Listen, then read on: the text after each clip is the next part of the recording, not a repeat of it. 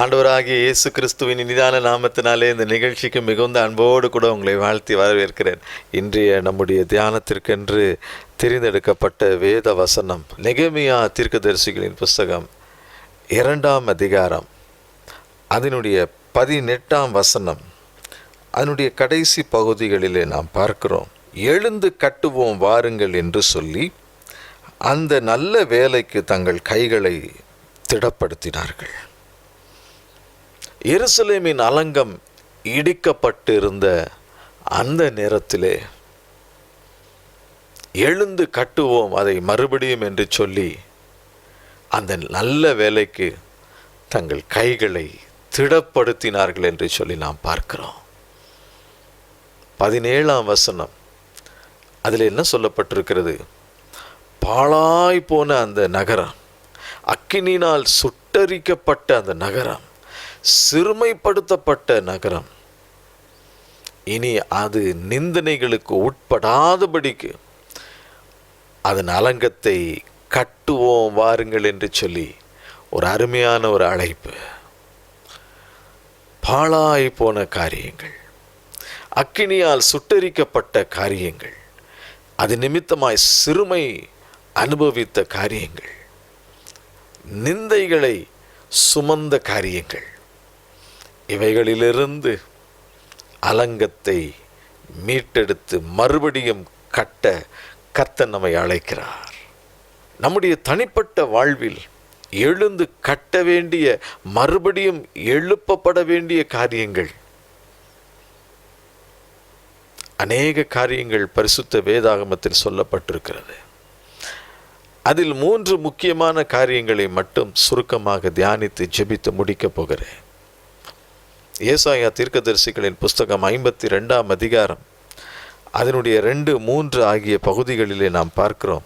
தூசியை உதறிவிட்டு எழுந்திரு, எருசலேமே வீற்றிரு, சிறைப்பட்டு போன சியோன் குமாரத்தியே, உன் கழுத்தில் உள்ள கட்டுகளை அவிழ்த்து விடு. விலையின்றி மீட்கப்பட்டீர்கள், பணமின்றி மீட்கப்படுவீர்கள் என்று கர்த்தர் சொல்லுகிறார். தூசியை உதறிவிட்டு எழும்பும்படி ஆண்டவர் சொல்லுகிறதை நாம் பார்க்கிறோம். நம்முடைய தனிப்பட்ட வாழ்க்கையிலே தூசியை உதறிவிட்டு எழும்பக்கூடிய முக்கியமான காரியங்களில் மிக மிக இன்றியமையாத காரியம் என்று சொல்லும் பொழுது மனிதனுடைய வாழ்க்கையில் காணப்படுகின்ற பாவம். பாவத்தின் மனிதன் சிக்கும் பொழுது பாவத்திற்கு அடிமையாக்கப்படுகிறான். அவன் வாழ்க்கை ஒரு குப்பையை போல மாறி போகிறது. பாவம் செய்கிற ஆத்துமா அது தேவனுடைய மகிமை இழந்து போய் அது மரணத்திற்கு நேராய் ஆயத்தமாக்கப்படுகிறது என்று சொல்லி நாம் பார்க்கிறோம். அப்பொழுது அதிலே ஒரே அழுக்கு, குப்பை, தூசி, அது பாழாய் போனதாய் இருக்கிறது. அது சுட்டரிக்கப்படுவதற்கு ஏதுவாய் இருக்கிறது. பாவத்தின் நிமித்தம் நிந்தனைகள், அவமானங்களுக்குள்ளாக அது தள்ளப்படுகிறது. அந்த ஆத்துமா, அந்த மனிதனுடைய வாழ்க்கை, அந்த நபருடைய வாழ்க்கை இடிந்து போன நிலையில் இருக்கிறதை நாம் பார்க்கிறோம். பாவத்தின் நிமித்தம் அதைதான் ஆண்டவர் மறுபடியும் அதை எழுப்பி நிறுத்தி கட்ட விரும்புகிறார்.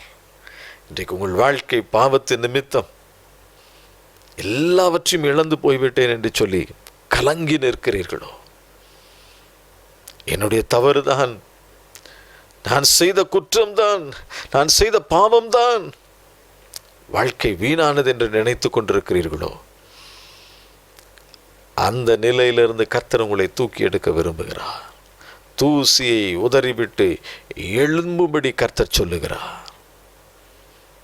லூக்கா எழுதின சுவிசேஷம் 15ஆம் அதிகாரம் 11 முதல் 24 வரை உள்ள வசனங்களிலே ஒரு மனிதனுக்கு 2 குமாரர்கள் இருந்தார்கள். அதிலே இளைய குமாரன் தன் தகப்பனிடத்தில் தன்னுடைய ஆஸ்திகளில் எல்லாவற்றையும் தனக்கு கொடுக்கும்படி கேட்டுக்கொண்டான். அதை தகப்பனிடத்திலிருந்து பெற்றுக்கொண்டு தூர தேசத்திற்கு சென்று அவைகள் எல்லாவற்றையும் பாவத்திலேயே செலவழித்திருக்கிறான். எல்லா அவனிடத்தில் இருந்த ஆஸ்திகளும் கரைந்து போயிற்று பாவத்தின் நிமித்தமாய். அதன் பிறகு அந்த நேரத்தில் அவன் கரத்திலே எதுவுமே இல்லாத ஒரு சூழ்நிலையில் அந்த தேசத்திலே ஒரு பெரிய பஞ்சம் உண்டாயிற்று. இந்த மனிதனுக்கு சாப்பிடுவதற்கு கூட ஒன்றுமில்லாத ஒரு நிலை உருவானது. அப்பொழுது அந்த தேசத்தின் குடியானவன் ஒருவனிடத்திலே வேலைக்கு போகிறான். அவன் என்ன செய்கிறான்? தன்னுடைய வயலிலே பன்றிகளை மேய்க்கும்படி அவனை அனுப்பினான். அந்த பன்றிகளுடைய சாப்பாட்டிற்கு அவன் ஆவலோடு இருக்கிறான். அப்படிப்பட்ட ஒரு நிலைக்கு அவன் தள்ளப்பட்டான். காரணம் அவனுடைய பாவம், அவனுடைய அக்கிரமம். அப்பொழுது அவனுக்கு புத்தி தெளிந்தது. அவன் யோசிக்கிறான், ஐயோ, என்னுடைய தகப்பன் வீட்டிலே அவருடைய கூலிக்காரர்கள் எத்தனையோ பேருக்கு பூர்த்தியான சாப்பாடு இருக்கிறது, நானோ பசியினால் சாகிறேன் என்று சொல்லி அவன் எழுந்தான். அவன் எழுந்து தன் தகப்பனிடத்திலே சொல்லுகிறான். அவன் புத்தி தெளிந்த பொழுது அந்த நிலையிலிருந்து அவன் எழும்புகிறான். தகப்பனிடத்தில் ஓடி வருகிறான். லூக்கா 15:20 பார்க்கிறோம். அவன் தூரத்தில் வரும் பொழுதே தகப்பன் அவனை கண்டு மனதுருகி ஓடி அவன் கழுத்தை கட்டி கொண்டு அவனை முத்தம் செய்தான். அப்படி என்று சொன்னால் அவன் தகப்பன் ஒவ்வொரு நாளும் என் மகன் வந்து விட மாட்டானா, மறுபடியும் அவன் வந்து விட மாட்டானா என்று சொல்லி அவளோடு காத்து கொண்டு இருந்திருப்பான். ஆகவேதான் அவன் தூரத்தில் வரும் பொழுதே அவன் தகப்பன் கண்டுபிடித்தான், என் குமாரன் மறுபடியும் வருகிறான் என்று சொல்லி எழுந்து வேகமாய் ஓடி போய் அவனை கட்டி அணைத்து கொள்ளுகிறான்.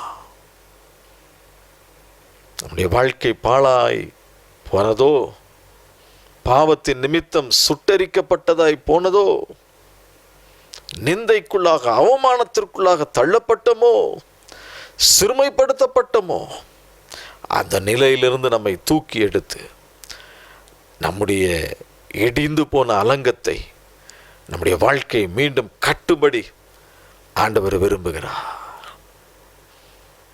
அன்றைக்கு அந்த இளைய குமாரன் மனம் திரும்பி வந்த பொழுது அந்த தகப்பன் ஆவலோடு அவனை ஏற்றுக்கொண்டான்.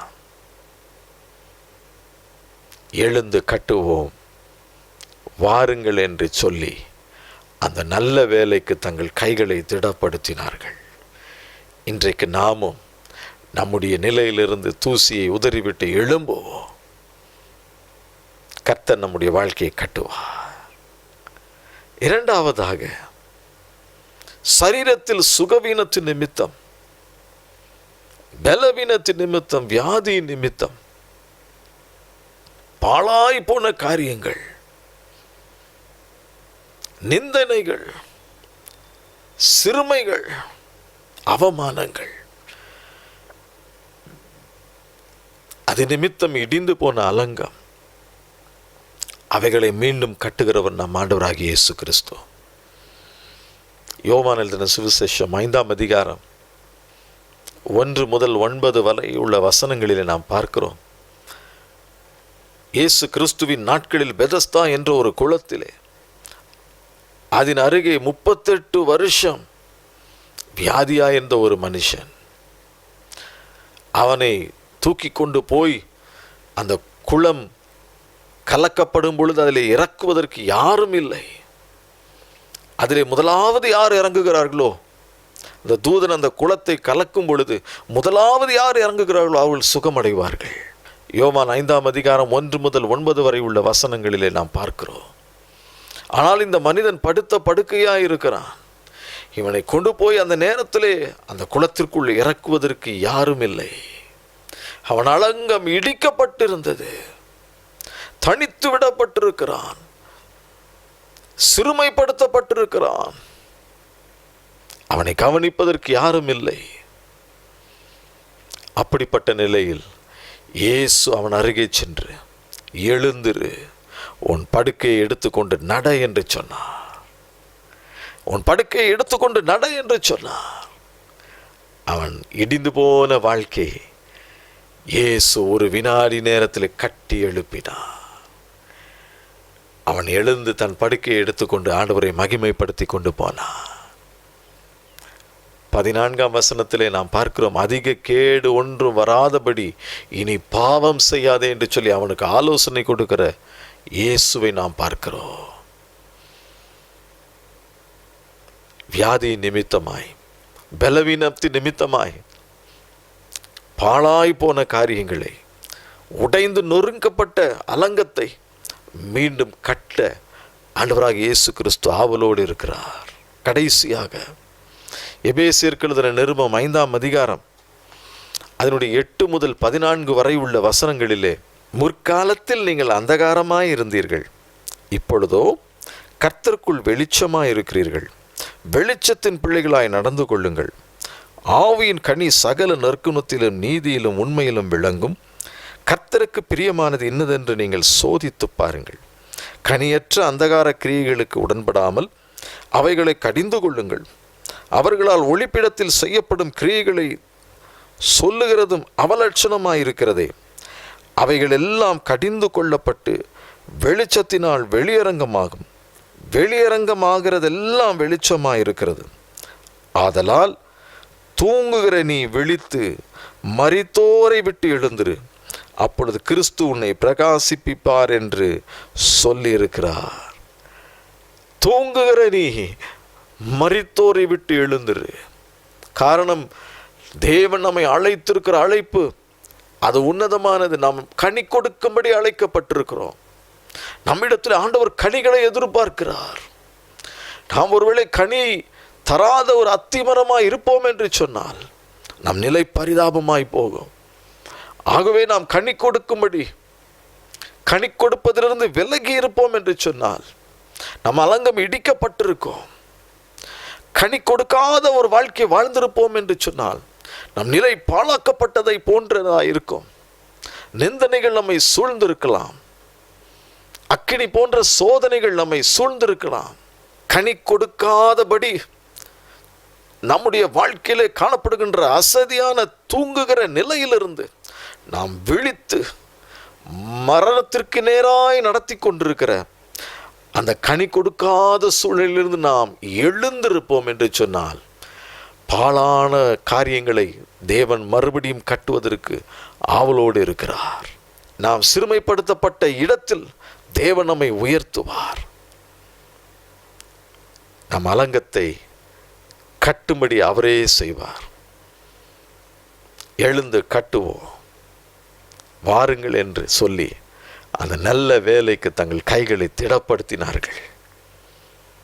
இன்றைக்கும் பாவத்தின் நிமித்தம் வீழ்ந்து கிடக்கிற நம் அலங்கத்தை ஆண்டவர் மறுபடியும் கட்ட விரும்புகிறார். வியாதி நிமித்தம் வீழ்ந்து போன நம் அலங்கத்தை மறுபடியும் கட்ட விரும்புகிறார். கனி கொடுக்காதபடி நம் இஷ்டத்திற்கு வாழ்ந்து ஓடிக்கொண்டிருக்கிற